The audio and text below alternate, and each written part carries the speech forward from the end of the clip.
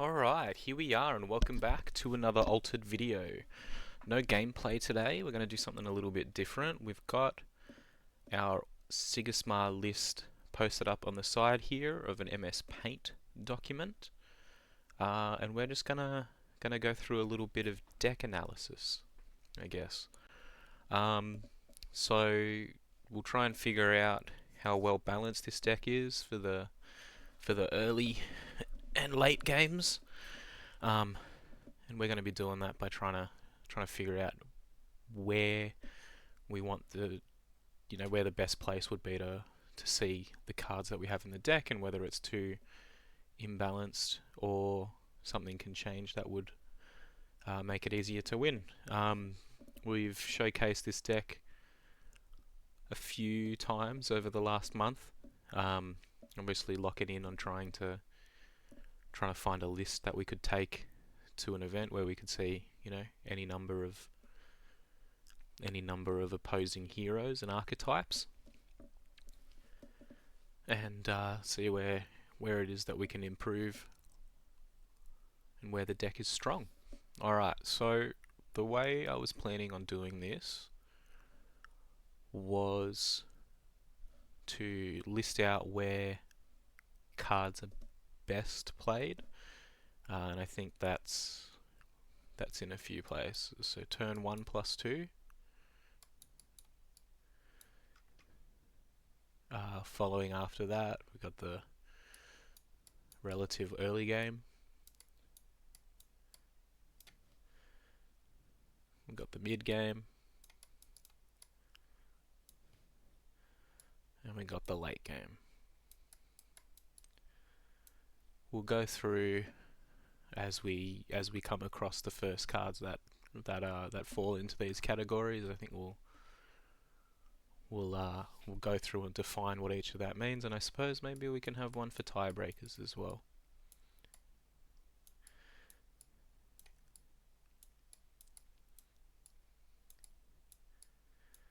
Probably should have thought that out. It took a long time to write. Alright, so basically what I want to achieve is to check and see how many cards we like. And I think the opening hand for turn 1 is very important, and whenever I start a game I usually try to map out what my hand will look like for the first 2 turns at the very least. If you've got a plan after that, it's great, but by that point you've probably seen another two cards or more, and we'll define that as we go. Sorry, didn't really plan this one out, but I kind of wanted to talk about it. I think it's going to help me go through and see if there's any changes I want to make into the deck. So it's going to be a lot of moving, a little bit of explanation, and we're going to start with Ortus Attorney. Now, this card's really good to see at any given time. Definitely one of the more flexible cards in the deck. Good to see early, because if they contest, you can draw a card, gain advantage that way, but it also puts your opponents in a really weird spot sometimes. Obviously they don't want to let you draw that card, and it can occasionally solo a expedition as a result of that. That's usually earlier on in the game. People will have the tools to either remove it as you move further into the game, or just beat it, and the closer you get to ending the game, the more likely it is that your opponent is going to try and win. It is not a fantastic turn 1 or 2 play a lot of the time. I think it's better turn 2 than it is turn 1, because you're not really putting your opponent in a position they can probably just contest, trade sides, you don't get your card. So I'm going to say that's a good early game card, drawing those extra cards and having those options, threatening expeditions or trying to force sabotage out of your opponent, and removal is a pretty big deal. Lets you get a lead moving on into the game, although it is pretty good mid game as well, but later on being stat for stat equal for the amount of mana you put into it, can make it a little bit, I don't know, when you're looking for card efficiency and you want to put as many stats on the board, you don't have as many constraints due to mana. It can be seen as relatively weak. Alright, the next one, Ordis Trooper, another very well-known all-star. This is one of the cards I really like seeing in my opening hand. The reason for that being that if you have access to any number of your other 2-drops,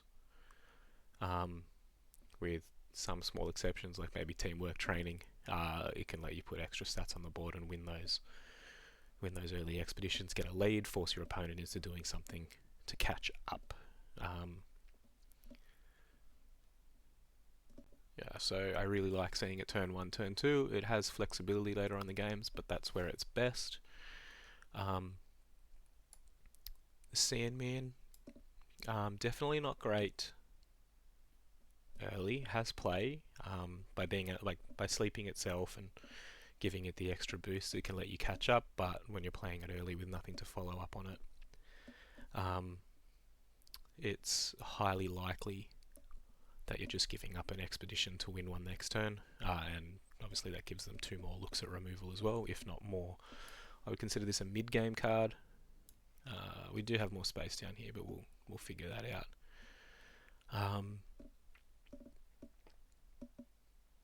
Yeah, we've got all that extra space. We might use it later on. We could move everything down. Yeah, so when this is in your opening hand, it's a little bit disappointing. It's one of the ones you're likely to send to the mana zone, which is not great because you've only got the one other copy to chase. In the deck, if you need that sleep, but running 3 of it, it's sleep isn't really central to the deck's game plan. So it's one that you're more likely than not to be happy to send away. Alrighty, the Alchemist, very similar situation. For reference, the 1/1/2 is the version that puts something to sleep if you have 8 or less mana orbs, and it can give tokens fleeting. When you produce tokens, it can give something fleeting. So, not great turn 1. Obviously, early on, it can sleep itself and has a lot of interesting plays when you follow up with a token generator, which we don't really run in this deck a lot, I would say, outside of our 2 uniques and field reinforcements. So you want to kind of see this one after you've got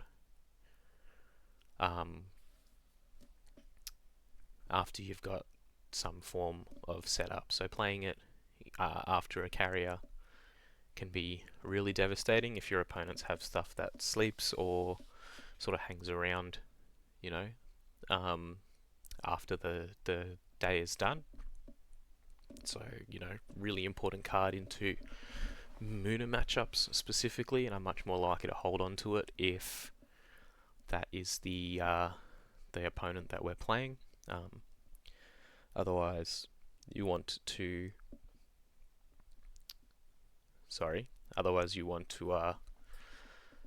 potentially draw something else. This one, I think, of the 3 that we have, is the most likely to be sent into the mana zone as we draw it. So I would actually quantify this as an early game card. It lets you disrupt your opponent's early turns, or you can sleep something else as well. So even though it has the same effect as the Sandman, because it's got that qualifier of being 8 mana orbs or less, you really don't want to see it in the late game, although it does have some utility. So say you're about to trade and go into tiebreakers, the Alchemist can be good there. If they thought they'd have access to those cards, and obviously getting card advantage would be good in that situation. Rallying Call as well.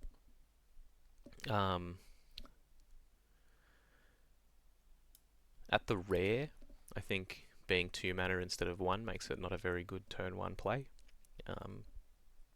However, if you have it combined with one of your Sandman or Alchemist effects, it can really flip a day on those axes. because not only can these boost themselves or whatever it is that you put to sleep, this can keep them around for that additional turn, but also add an extra boost. So I'm not exactly sure how good this card is. I think it's a a flex slot. So we're going to put a little question mark on that one, see if that's one that we can revisit and change around somewhere else. And we'll keep moving on. Ortus Crier, really good turn one play. If it is combined with another 2-drop, as it were, being able to get that out, the 3 power, or 2 power for 3 mana, but you can refresh your mana orbs. Makes it really flexible.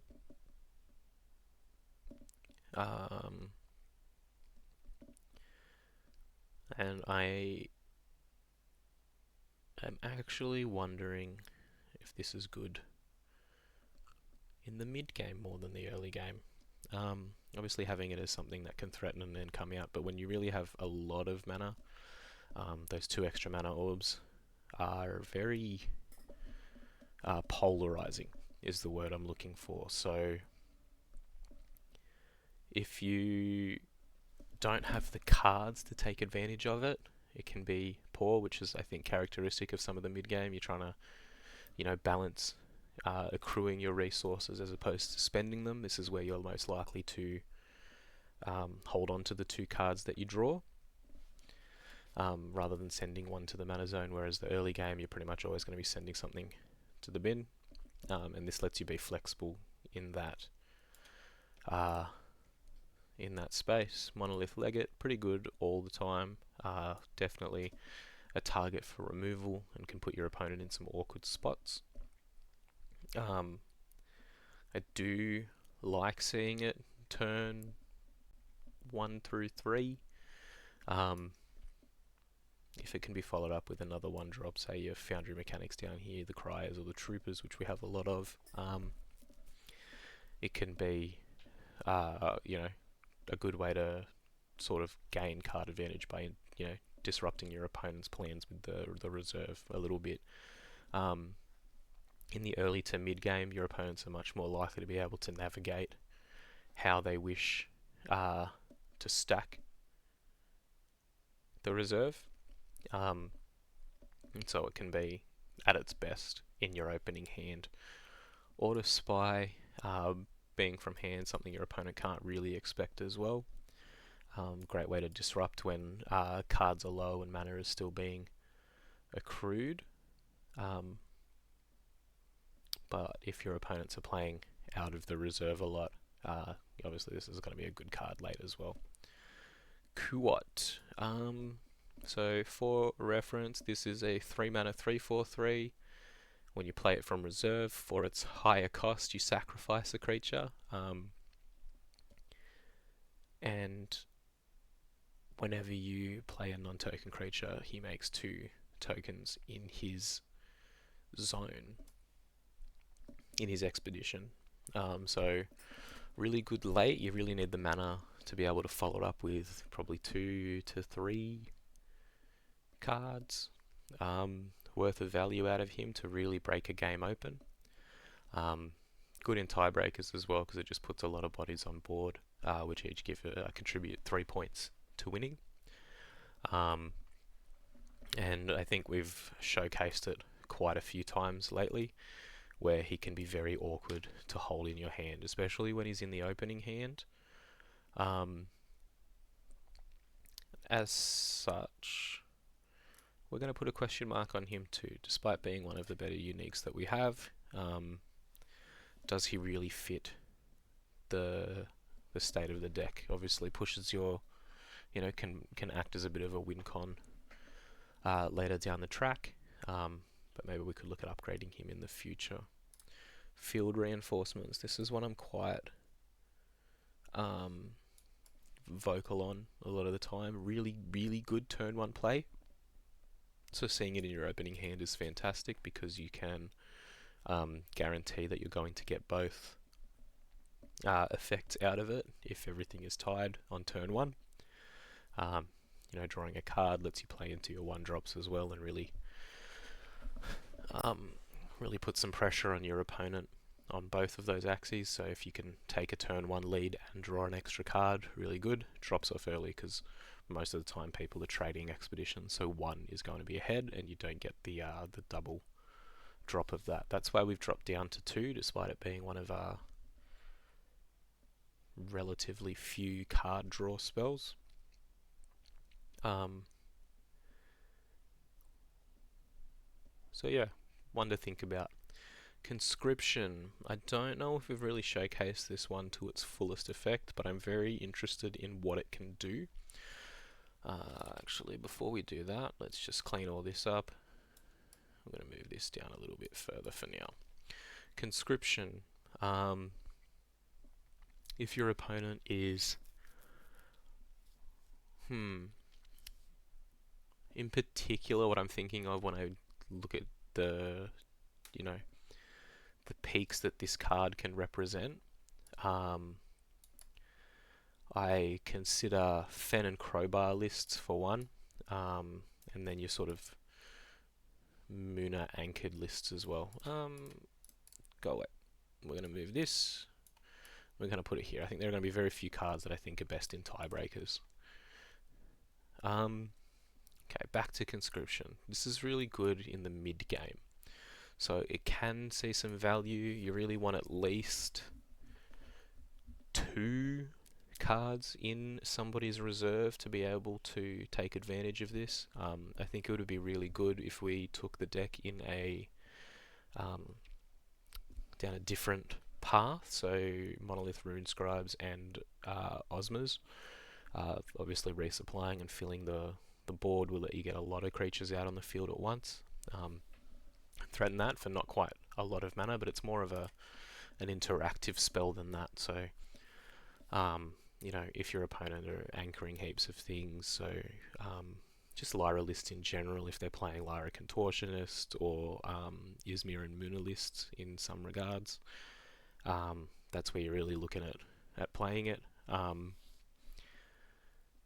because people, depending on how good your opponent is, they're likely not going to want to overload the reserve in the late game, and they just haven't had a chance to do so in the early. So we're looking at getting this one out sometime when we can take advantage of it. Teamwork Training, All-Star Banger. Don't really like seeing it in my opening hand because it does make things a little bit awkward if you want to hold on to that removal. It usually comes at the cost of some form of creature that you could be playing. So my ideal hands, usually include 2 creatures to play, plus a follow-up spell, some form of removal, card draw.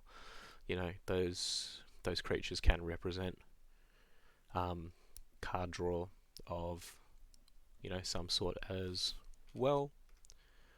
Not in this version of the deck, but except for like the Attorneys. So that's why I really like seeing these. Gift of Self. This I would classify as a early to mid, but really good in the early stages of the game. So it lets you use those last 2 bits of mana to generate card advantage. Once I figured out that you should be sacking the token or some sort of creature in the expedition that you lose, rather than just dropping at turn 1 to take advantage of the token you create. It sort of flipped the card for me. I thought it was cheeks. However, it is pretty good. Definitely serves a purpose in this deck because those 2 cards are very important to draw throughout the game. We don't want to see too many of them. As you move into the later stages of the game, you're trying to contest on both sides. Other cards really see a lot more value, especially if you're trying to compete, playing your removal spells or another creature, especially one that can interact, like the Sandmans of the deck and the Spies. You're likely to bum this one off. License Withdrawal. Now, this sort of ties back to why Teamwork Training is an early game card. Obviously, as the game moves on, you and your opponent get access to more and more mana. The odds that your opponent is going to be playing larger creatures that can't be teamwork trained easily goes up, and with the prevalence of boosts and permanents that you would like to remove, License Withdrawal is definitely a mid-game card. So at 3 mana, if you've only got 5 to 6 to utilize, you don't really want to be spending half of it on your removal spells, because your opponent, especially your opponent can sort of just use their mana advantage to play out more creatures and put you on the back foot. However, in the mid to late game, this can be game breaking. You don't want to see it too late though, because if someone drops a threatening permanent or something like that, they probably already got value out of it by the time the game hits that 8, 9, 10 mana stage. And so having it there lets you play around and build up positions to utilize it. Foundry Mechanic. Alrighty. This is a proper turn 1 to 2 play. Getting it out early, it's mana positive for the stats that you gain. So if your opponent plays to their mana, you usually have a way to get ahead a little bit. Very similar to the Orders Trooper. This iteration of the deck runs 4 landmarks. So following up a Foundry Mechanic by drawing into one of either of those is fantastic. It lets you cheat on curve, which is the same reason we like the Orders Crier, while keeping your mana requirements low. And you can obviously just play it out of reserve as well as an efficient spell. Works a little bit like After You as well. The Frog Prince. Cool. You don't like to see this in the early turns once you're in the the starting expeditions, because obviously it's guaranteed to be a little bit cheeks, because if your opponent wins in brown, even if they just have the 1 point, you can't really block them. So once both expeditions have advanced, this can be really good. If you're only playing in green or blue, or green and blue, obviously really efficient for the stats, for the mana that you put into it. And as such, you want to play it around there. Obviously that sort of is that varies each game based on which expeditions you encounter in the early to mid. So it can be still good here. Probably not as good late. Does play well with Kuat though. 2 mana, get some stats out there if your opponents can't contest. You still get the 2 extra bodies from Kuat. The Alchemist. So for reference, this one is the one that creates 2 tokens on entry from hand, and also gives you the option to put a card into reserve from your hand, and create an extra body. Sorry, quick correction. It always makes the 2 tokens. So this is really good in the mid to late game. Can really, flip an expedition on its own. Works great with teamwork training if you're still holding on to that one. Get a little bit of extra value and, stretch the usefulness of that card.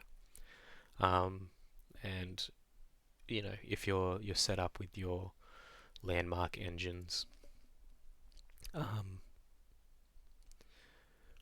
can play very well there too.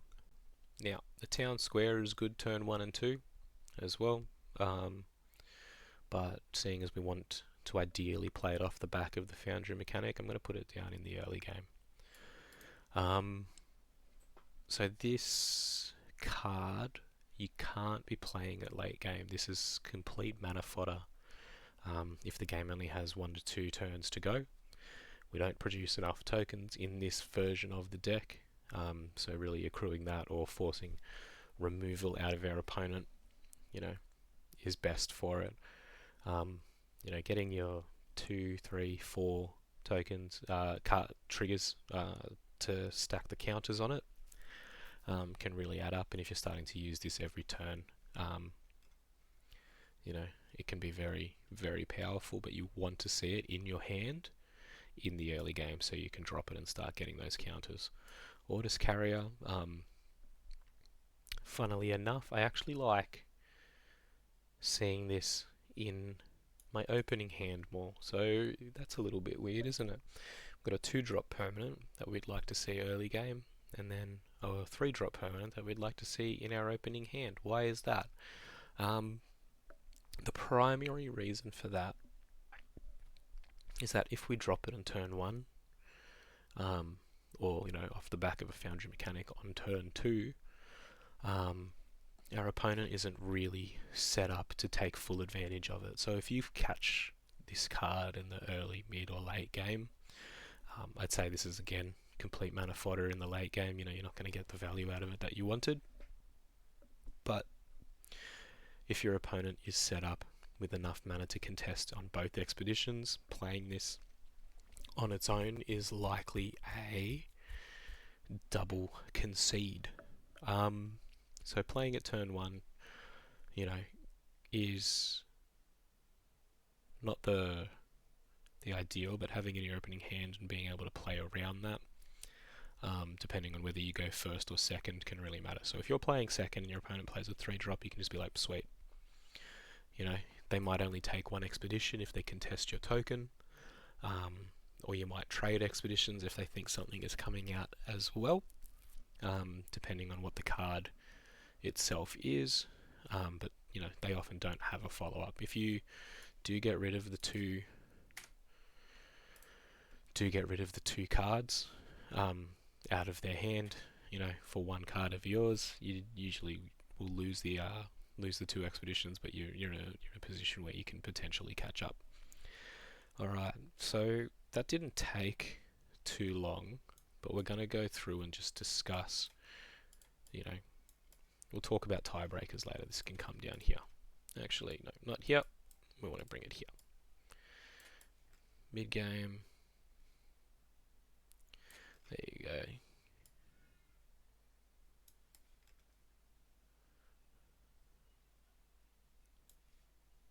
Alright, 1 second. Just going to try and fiddle with this off camera so you don't have to keep watching me until I find something I like. I'll be back in a few. Alrighty, here we are back with our graphic, expertly made, with a couple of small additions. So before we go through the next bit, I thought it would be important to define what we were talking about in part 1, which is just where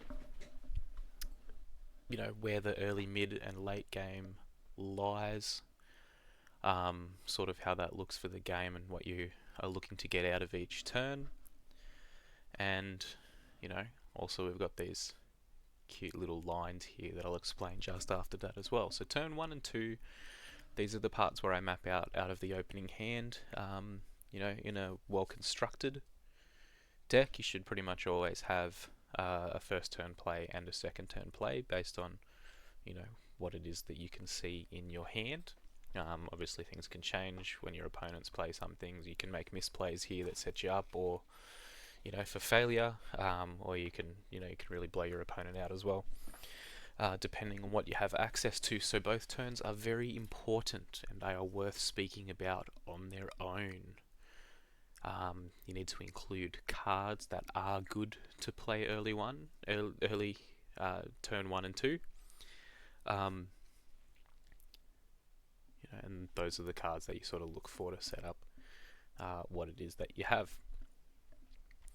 The early game, turns 1 through 4, so you've got access to your 3 to 7 or so mana. Usually you are taking one of the cards in your hand, with very few exceptions, and adding them to mana so that you do not fall behind for the long term. Obviously, as the game goes later, your opponent will have less opportunities, less turns to take advantage of that extra mana that they've got each turn. And as you are sort of getting to the point where mana is not an issue and the fact that cards are, that's when you move into the mid game, so maybe turns 5, 6, probably 7 as well, where you're looking to take advantage of the hand that you have sculpted through the early game. Either make some plays or drown out your opponent with card advantage, depending on what sort of deck that you play, or have extend a lead, as it were, if you've been able to accrue one. And then the late game, obviously says here, pretty much never putting mana away. Any decks that ramp, most notably Bravos decks, will likely have, even them, they will likely have enough mana to make some decent plays based on the cards that they draw, so they can be anywhere up to 11 or 12 that I've seen. But usually at this point you're much more interested in gaining the extra card that you draw per turn and using that to play to the field once mana no longer becomes an issue. Alright, what do these lines mean? Okay, so I'll include a little thing here, but basically I've gone through the list, after pausing the video, and gone through and denoted each card with at least one of these colors. So red, oh no, we need a brush there, sorry. Red denotes tempo cards, so cards that will actually win you expeditions, cards that you are using to contest and stop your opponent from winning expeditions, and your deck largely wants to be built out of these, because if you are only building out of the other two colors, you are likely not winning very many things. Yellow, hopefully this is okay to see. I have denoted as advantage of some sort. I always talk about this, cards are king. So each of the yellow cards either draws you cards, lets you cheat on mana in some cases, keeps a card around, or removes cards from your opponent's toolbox. So each of those, drawing your cards, that's pretty obvious. Gift of Self puts extra cards in your hand. Hopefully you're not giving up too much of value to gain those. Orders Crier lets you cheat on mana, out of reserve. It lets you take 2 of your mana orbs back and let you play something that your opponent may not necessarily have planned for. That lets you keep your curve a little bit lower for stuff like the Alchemist as well, which ties into the next category of this, which keeps cards around. So actually this should have one as well, I suppose. It's only in very edge cases that Rallying Call actually matters for this. This would be, I would consider it more of an advantage card in, say, Waro and Mac, if that helps illustrate things. You don't always have access to the sleep, but obviously sleeping one of your own units and giving it a boost keeps a card around, and works as a way of creating something that your opponent either has to interact with or give something up as well. So sleep can work as either a tempo play. In the case of Sandman, it's pretty decent stats, but if you sleep one of your own things, that's a good way to go into the next turn with some sort of advantage over your opponent, ergo the name. And then finally removing your cards, so things like Order Spy and the Legate, sabotaging, virtual card advantage. If you go 0 cards change in your hand, but your opponent goes -1 in reserve, you are technically up. And finally, in this lovely green color, is just things that are purely engines. So some sort of investment that we want to make in order to accrue an advantage later on. So our permanents, either buffing everything to win a key contest later down the track, or just put more pressure on our opponent with like the Orders Carrier. And I consider the Foundry mechanics part of that package as well, because they sort of enable you to compete there as well. So hopefully that is a good illustration of what I mean whenever I'm talking about these throughout the video. And then yeah, let's go through. So obviously, when I'm going into the game, looking at the 6 cards that I draw, and seeing what I want to send to mana and what I want to keep around to make a play, I'm looking for particularly these cards out of the turn 1 and 2 category, because they are at their best early on, I feel, and they can serve a purpose later on, but largely, let's go back to black. If we're drawing a little graph, turns throughout the game, that should be an R. How good they are. If you were in a sort of curve in turns 1 through 10, these cards will likely drop off. That is a really nice curve, proud of me, love that. That can be for any number of reasons. So, you know, in the case of Ordis Trooper, if you're drawing it later on, and you're only being able to use 1 mana when you've got access to 7 and you're leaving stuff on the table, that card is less good there. But early on, it can serve a fantastic purpose and, you know, really catch your opponent off guard. If you play a 2-drop and then you have access to a 1-drop and they don't, you know, sweet, you are laughing. Other cases like field reinforcements, where if you can't guarantee that you're going to be disadvantaged on both expeditions, that card is pretty useless. So maybe sometimes, you know, the curves can look a bit different based on the state of the game, but, you know, as an overarching tool, this is how I look at evaluating cards. You can't guarantee what your opponent's going to do, so finding cards that are good in the situations you need them to be is one way of improving your deck, and then, you know, minimizing the number of cards that are bad when you don't want them to be is another one, and it's trying to balance both of those. Foundry Mechanic, Ordis Carrier, also sort of a similar situation, so everything about Ordis Trooper applies to Foundry Mechanic as well. If you can't use your card in a suitable way, or you are again leaving resources on the table that, you know, you would rather see a different card, probably one of the ones from early to mid to late game here as well. So we'll get up to it maybe when we talk about Kuat specifically, but then the last one is Ordis Carriers. You know, if you play it on turn 1, you know, every subsequent turn you get your extra token, extra value is accrued. It forces your opponent to potentially interact with it as well, which is interaction that is not directed at future cards that you play. Most permanent removal is modal in its effect, stuff like license withdrawal or Lost in the Woods, Boom, those sort of things. You know, they can either hit a character or a permanent, so if they're being pointed at your permanents after you've accrued some value, you know, it forces your opponent to have to deal with something in a different way later on. Alright, I'm going to mark that with a little, that looks like turn 21 now. I'm going to mark that with a little black, and we're going to go to a different thing. So early game, when I look at these cards, I think these are the ones that I want to be playing as a way to flex my muscles a little bit, not my brain muscles in terms of, you know, complicated plays or anything like that, but just the advantages of my deck in this case.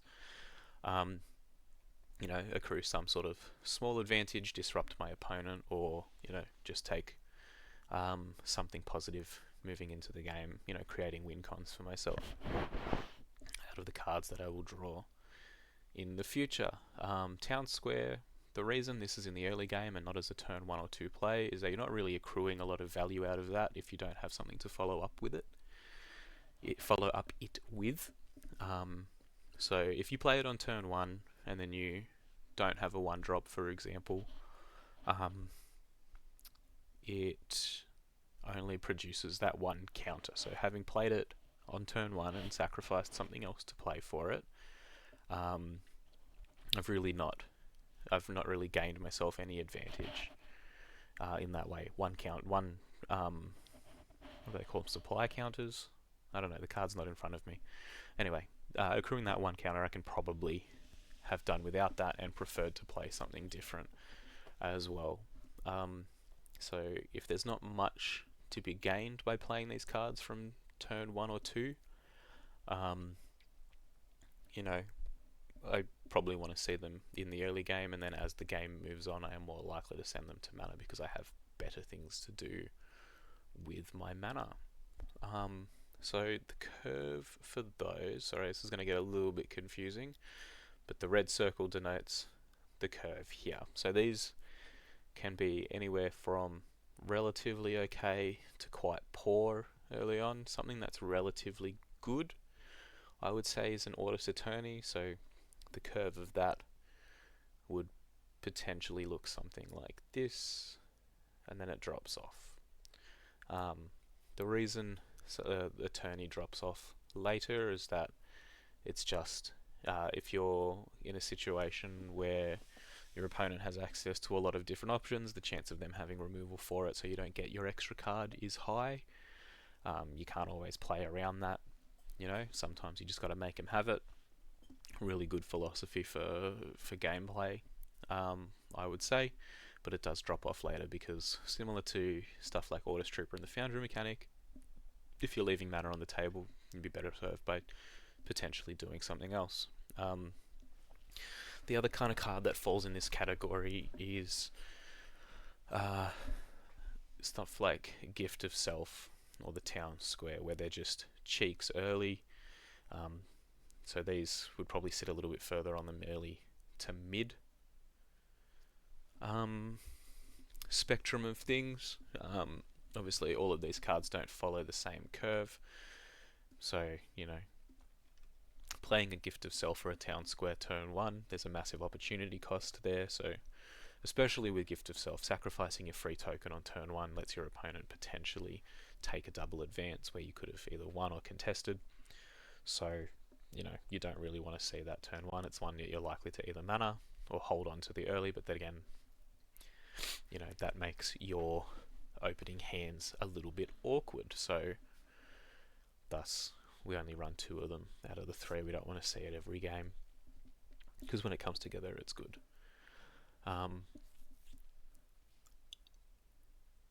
Yeah, so we'll do a second curve. So these cards are poor early on, and then they start to rise here, and then maybe they drop off. I don't know. That doesn't look nice to me. Maybe it's something like that. Maybe they're not as good. Who knows? I don't know. It's very arbitrary, but we'll sort of run with it for now. So these cards are better in the mid to late game than, say, an Ortus Eterni is, because you just get access to the cards and you can do other things with them. So as you get more mana, Gift of Self sort of maintains its value there a little bit longer than, say, something like, I don't know, Ortus Eterni. Alright, moving on, we've got mid-game choices here. So these are the cards that you kind of want to be playing a little bit later in the game. Either you've got the opportunity to take advantage of what it is that they offer. An example of that would be, say, the Sandman here. So the mid game, I'd say, would be characterized by available resources being starting to shift, I suppose. So less cards than there will be late, but more mana than there is in the early game, obviously. But maybe people are starting to try and get their resources set up around them. You might start considering not putting a card in mana because you want to be playing the extra card. There are a lot of situations in this game where, say, I'm on 6 or 7 mana, or even 5 in some cases, where I choose not to send something to the mana zone because I think the cards are more important. We'll get to that a little bit later. But generally speaking, it's in the mid game that you want to start thinking about keeping both of your cards rather than sending something into mana. This is on a turn-by-turn basis, case-by-case as well. But the example of the Sandman. So the Sandman is pretty good. It can give up advantage by sleeping one of your opponent's cards, but if you get something out of it in return in your tempo, that is good. So taking a double advance where your opponent doesn't advance at all can set you up in a situation where it is worthwhile keeping that card around for next turn. However, it is made better by having access to more cards from your deck. So this can come in the form of, say, a teamwork training or a rallying call. So if you have a situation, like a specific situation, say where you sleep your opponent's creature because they were about to win, and dropping the Sandman there allows you to win instead. So you take a double advance and you get ahead on expeditions where you've been trading the whole game. Obviously their card goes to sleep, which is bad news for you because you've given up advantage. Now they've kept their card around. However, if you in hand have, say, a teamwork training or your license withdrawal, you can get rid of it. That is good, but in the early game you don't always have access to that, the amount of mana you need to be able to do that and take advantage of it. So doing that at 5 mana, probably still worth it, but being able to play creatures there that remove, that sort of can deal with the hole that you've blasted in your opponent's hull is very good. Couple of specific examples that I want to note: Sandman plus Rallying Call, obviously putting one of your things to sleep and boosting it, lets you get set up for the next turn. But in the mid to late game, if you have access to both Sandman and Rallying Call, you are sacrificing less of your tempo for more of your cards. So Sandman plus Rallying Call, put it to sleep, gains 2 boosts. Put Rallying Call on it. Not only is it now no longer asleep, so you get access to that power this turn as well as next turn, but it also buffs it as well. So you've got 3 boosts on a creature that sticks around for 2 turns. Can be pretty back-breaking in some situations, and sort of creates a must answer or lose situation to your opponent some percentage of the time. So, building around those synergies, figuring out where you want to place them is really good. Obviously Rallying Call, putting your stuff, waking your stuff up if your opponent plays sleep is also very good, but I don't know if I'd be running the rare or running the rare instead of the common version if I didn't have access to sleep in my own deck. So you got to think about that too. And then there's one situation, I think I might have played it off camera, I don't know if it's on been recorded, but there was a situation recently where I played the Sandman with a license withdrawal in hand, or it might have been a Rallying Call. So both of these allow you to target your opponent's creatures and give them boosts. So there was a situation where I Rallying Called and I actually targeted my opponent's creature. The reason for this is that it lines up better with license withdrawal, which can discard a boosted character. So what I did was I put a boost on the character and then license withdrawal. So now that's like a 2-for-1. I don't know if anyone here plays Magic, but a Force of Will is generally considered a bad card that is made necessary by the broken stuff that can be done in MTG. So I've actually gone down 2-for-1 here in this situation as well, using 2 of my cards to deal with one of my opponents. However, actually I think it was recorded. Anyway, I still think I lost that game, but it was a cool play to make, and it will be something that I look out for if the situation arises in the future, because I think there is potential for it to help out. So the curve for our mid-game cards probably looks like this. Most of them are fairly poor starting on, and they stay that way for a while, either because you have synergies that you need to really make them work, or you need the additional mana from your following turns to really make them shine. So, you know, Order Spy is good as a sabotage, deals with card advantage. This would say I would say falls closer to the early game than the late game. However, in the late game, you've usually got access to something to get rid of your opponents, whether that is when they are low on cards or not, depends on the opponent. However, if you have nothing to sabotage, so, in the early games, people are usually playing in and out of there, you can get something, get a pretty cool snipe early on. However, if they are playing reasonably well, you might not have a target for that in the first 2 turns. And if you don't have a target for it, you are paying 3 mana for 2 power in each color, which is below rate, and not something you want to be doing. The way that curve would change obviously depends on your opponent. So someone playing, is it Sabash and Mano, the one that puts something into reserve, that can actually be a really big gotcha on turn 1. So keeping the sabotage on turn 1, not something I generally recommend, but it is a case by case basis. Conscription, something similar. If your opponent is playing out of 1 to 2 cards out of reserve, they are likely not going to care too much about you paying 2 mana for 2 stats worth of characters. It's on 2 bodies, which can be good, can be bad, don't really know.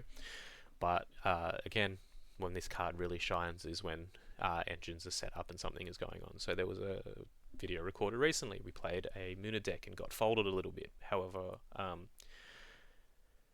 it probably, again, wouldn't have mattered. We were sort of getting run over a little bit in that game. However, we did have options. If we had a conscription in hand and our opponent has, say, 6 to 12, probably not 12. I think at one point we saw 5 to 6 cards in reserve, and getting 6 bodies for 2 mana is definitely going to set you up to take advantage. So teamwork training really gets strong there. And the other one I'm thinking of is Fen and Crowbar. So both of those colours play some number of aloe vera some of the time. So if they're resupplying cards and also finding other ways to put cards in reserve, all of a sudden 2 mana for, say, 3 to 5 creatures all of us looks a lot better. The Alchemist, in the mid to late game, paying 3 mana, and then you're always getting your 2 tokens because you control the token. So you're, for 3 mana, you're getting 3/4/4 worth of stats, and it could be 4/5/5 if you wish to put a card into reserve. There are cards in the deck that you're not upset about putting in reserve if you think your opponent isn't going to sabotage. Obviously that changes depending on the opponents, but things that have fleeting, so like teamwork training, license withdrawal, conscription, or things that stick around as well. So Orders Carrier, Town Square, Gift of Self, you're still getting the full value out of those if they don't get sabotaged, and you're getting extra stats on the board. So 3 mana for potentially 4/5/5 worth of stats, really good in the mid game, but you need a card that you're willing to get rid of in hand. That would fall sort of closer to the early game as well, because you've got the modality of putting that card in reserve or not. And then, once that card itself is in reserve, 2 mana for 3/4/4 worth of stats is pretty fantastic. Creates a must answer situation, which is kind of what you're wanting to do in the early game, deplete your opponent's resources. And then late game, so sort of everything that kind of applies to the mid game definitely applies here. So Kuot is a good card early, sort of. Paying 3 mana for a 3/4/3 above rate on stats is not that bad. However, it just continues to get better as you go through the game. So if you draw it early, you're probably giving up one of your better cards throughout the game for it, but it is so powerful that you may want to hold on to it anyway, just to use as a bit of a gotcha. So this Kuat specifically, he always makes tokens in his expedition, which means that you're allowed to put any other characters in the other expedition that you play. He always turns online because you need it checks for controlling 3 or more characters, which you always will if he's your second character because you have the token. However, if you've sculpted a hand and you draw it into him, so if you've got in the mid game, you say you've got your 8 mana, so you play Kuat, you've got 5 to deal with, and you can play 3 creatures. All of a sudden, you get an extra 6 tokens. It sort of just runs on like that. I kind of rambled there. I'm very sorry. So he gets better the more you've been able to sculpt your hand if you are playing towards it. He's still good if you draw him late and you've got characters in hand, and then he will absolutely pop off in, say, like a tiebreaker situation. So for Kuat, he starts out okay as a turn 1 play. It's probably likely that your opponent is not going to be able to deal with a 3 mana 3/4/3 worth of stats. If everyone plays 1/1/1 for each point of mana they put in, they're still getting 3/3/3. You might be able to contest there, so they'll probably just either win on the other side. However, if you play him late, he's just going to sort of keep doing this, off into the sunset. If it is given that you have access to the number of cards you need to deal with, which is why you need more, advantage engines. So this deck is pretty thin on ways to actually draw cards, which is why there's a question mark on him. Could there be something that we deal with better? I don't know. He's just so powerful that it's worth hanging around. Even in the mid game and the early game a little bit, if you've got, say, 6 mana and you've got just 1 extra creature, it's enough sometimes to win a double advance, which is really what you want out of your uniques. And he sort of just is good value most of the time, but he really shines in the late game once you've got lots of cards. So the more likely you are to put mana cards into mana, the less I am popping off when I see Kuat. But once you're past that point of the game, that's really where he hits his stride. Okay, so let's have a look at this.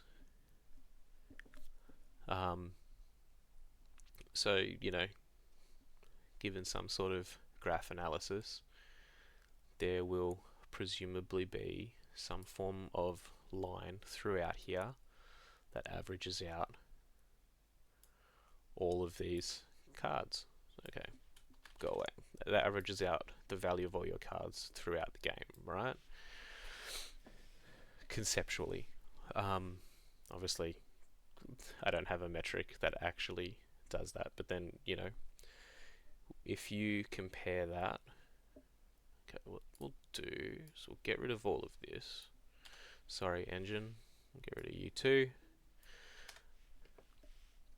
And we'll see there's some sort of line that denotes how good your deck is throughout the game. So let's just do it like that, for example. So our deck is really strong in the mid game. That's where we're likely to gain advantages. In the early game, we're likely to gain advantages, and then we're likely to start losing if we get there, and then maybe we've got options to pop off late game that our opponents don't have access to. Were we to come up with a line of this in this manner for our opponent's deck as well, say something like this. Say their deck just keeps getting better. Hello, Kuat line. How you doing? We really need to imagine that we're going to gain a lot of advantage early against our opponent, because anywhere where their line is above ours on how good it is at that point in the game, we are likely giving up our chance of winning. So the earlier that we can get a get over the line, the less likely it is that we are to lose. Stuff like that would be your really grindy decks, your Mooner decks that have access, your Bravos decks that ramp, and then all of a sudden they've got access to 3 more mana than you a turn. You know, that kind of thing. And they start playing their really big hitters that our deck really isn't set up to play. So we need to try and find a way to thread the needle and win before, if not this point, some point here where we can, we can take advantage. But then, this is sad times over here. I'm not doing this in like an active sense whenever I play a game. However, on the conceptual level, I'm trying to think, am I a faster deck than my opponent? Am I a slower deck? And you have to try and take either that tempo stance or the one where you accrue advantage. Sometimes it's when your interaction lines up really well against your opponent, so like teamwork training against Kojo and Buddha. You're sort of paying a real card to get rid of their token that they get for free each turn, but they can let you thread the needle, that kind of thing. Or if they sort of play low to the ground and they're really just playing whatever's off the top of their deck, and you can sort of outvalue them by playing your field reinforcements and your gift of self, or getting advantage out of your attorneys. That's identifying your win con. Maybe we will do a small dive in on that a little bit later on. Could be another one of these sort of conceptual videos that I post every now and again. But let's move on to final thoughts. I'll be back in a second. Alright, here we go. Closing statements. We'll just do a little bit of a thing. So, looking at the deck in particular. So what can we learn by looking at our deck this way? We see we've got a lot of red cards, which, as we denoted earlier, were tempo. So we are, a very probably not the most aggressive deck in the format. There are a couple others that I can think of, and even other builds of Sigismar and Wingspan that would likely out-tempo us. Sorry. However, there's a couple of things that we can note. So, lots of tempo. Bloody hell. Lots of tempo.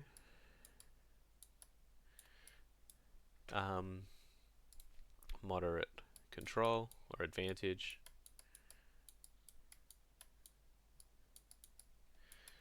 And then, we've got some engines as well, but that one's really small. So, what does this mean for us? It means that we are likely going to default to taking the aggressive stance against our opponents, trying to get an advantage early and either snowball that into them making, disadvantageous choices, or suboptimal choices. Say they have to get rid of something in order to not lose, or have to give up more cards than they are willing to, so that they can stop us from winning. So we are likely trying to push tempo.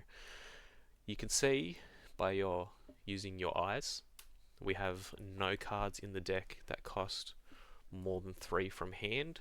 So there is never going to be a situation where we draw something that we can't play on turn 1. Other examples would potentially be like Axiom decks that have Brassbug Hives, or slightly bigger decks, Sakurabus in purple and red, that kind of thing. Stuff that you can't play turn 1. So we're always trying to challenge early and challenge often. We have a lot of a large presence of control. However, a lot of it is situational, so it is not necessarily our primary win condition. So stuff like field reinforcements only works if you're behind in both. Monolith Legate relies on your opponent giving you a situation where you can lose an expedition and ideally tie one so that they don't get ahead as well, but that doesn't always come to pass. Orders Attorney is conditional, Gift of Self also conditional as forms of card draw, and then so a lot of our control relies on specific situations in the game. So choices for Um, Choices for what cards to keep can often come down to, what's best in the situation. So we are aggro, we are situational,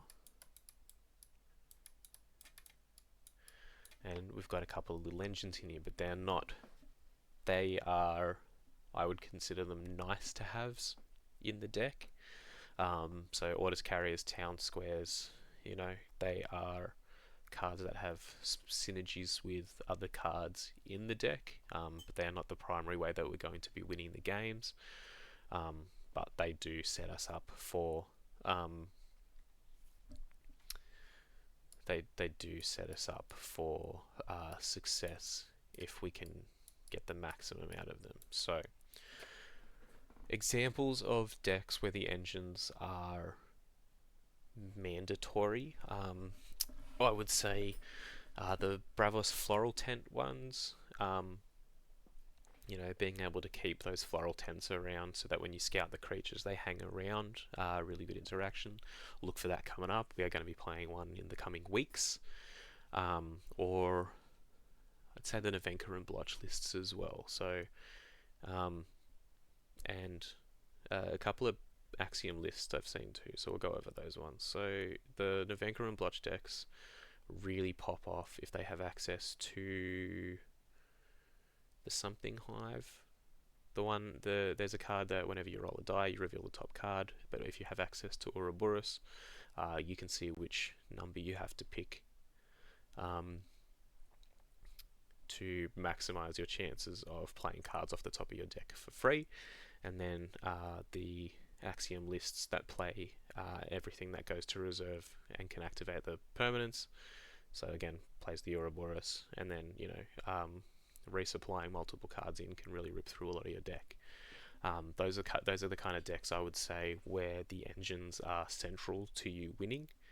And so situations would arise where, like, if I think I'm up against those, I'll be keeping License Withdrawal over pretty much anything else.